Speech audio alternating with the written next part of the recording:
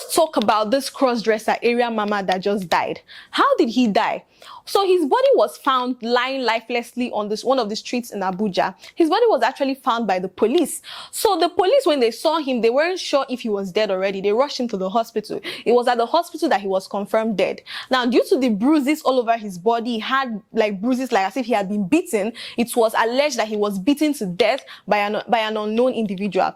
The Commissioner of Police Abuja now decided to carry out some investigation because obviously they were really interested in the case to find out who killed him, why they killed him, and how it all happened. So they went to his Instagram page to see if they can gather any information about him and also see if they can use that information to trace whoever it was that killed him. So on his last post on Instagram, he made a video where he was preparing himself, spraying perfume and talking about how he was going to meet his boyfriend, who is still unknown. Even though they've not found out how the whole thing happened and whoever it was that killed him, but it is believed that it's possibly one of the homophobic people we have in Nigeria, because this man has been receiving threats in his DM for the longest of times. Like, he has been complaining of different people threatening to kill him, threatening to beat him up if they see him in person, because we know that Nigeria is really homophobic and they do not like seeing someone like this. Also, in September 2023, he also talked about how a guy stabbed him and he managed to survive, and the person that stabbed him is one of the homophobic people in Nigeria. So of course he has been receiving death threats over and over and over again. So something like this is expected. Now let us talk about who this area mama is for a lot of people that don't know her or don't know him, because it seems like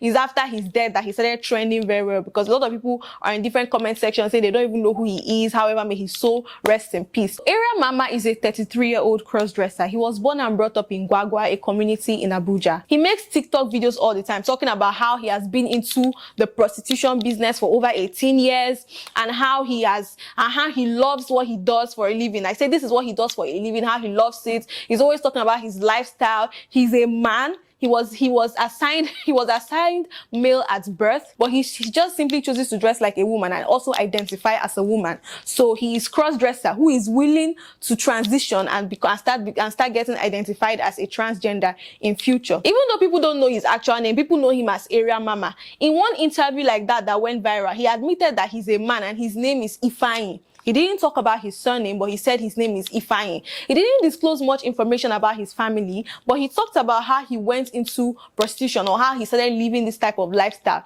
He said that he started living this type of lifestyle at the young age of 10. He said that he started doing it as a means to survive, that his parents were not able to provide for him or meet up, that he was suffering as a child, and some grown men started to take advantage of him at that age and were giving him money, providing for him, and that is how he started surviving with that. And because he started at that very young age, it has been difficult and almost impossible for him to stop. In fact, he admitted that it's not going to be possible for him to stop, that he doesn't see himself in this life ever marrying a woman. He said that with time that he plans to become a devoted Christian and possibly go under the knife to do different things to modify his body to look more like that of a woman, so that he can eventually marry a man if he sees one. That he would love to marry a man and live like the regular traditional family, husband and wife with children, and that he's going to be a devoted Christian. And then he talked about death threats. He said that people have been threatening his life, that Nigerians do not like him at all because, of course, Nigeria is a homophobic country. We do not like to hear of gays, cross-dressers, lesbians, and all of that. So he talked about how people have always been threatening to kill him here and there. He even talked about one time that he escaped a ritual killing.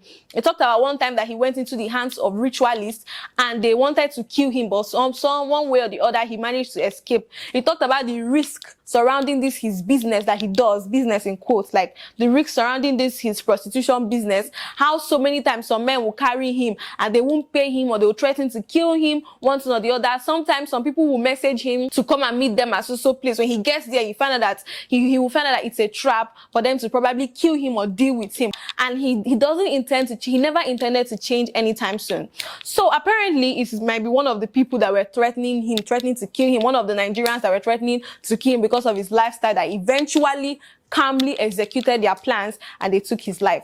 Honestly, I don't believe anybody deserves to die like this. Whether you agree with anybody's sexuality or not, I don't understand why it bothers us so much to the point of taking a life. Like, why? All right, my dear viewers, that is all for today. Let me know your thoughts in the comment section, and please don't forget to like, share, subscribe, and hit the notification bell for more entertaining videos like this. My name is Virtue Zindu. Bye, and I'll see you in my next video.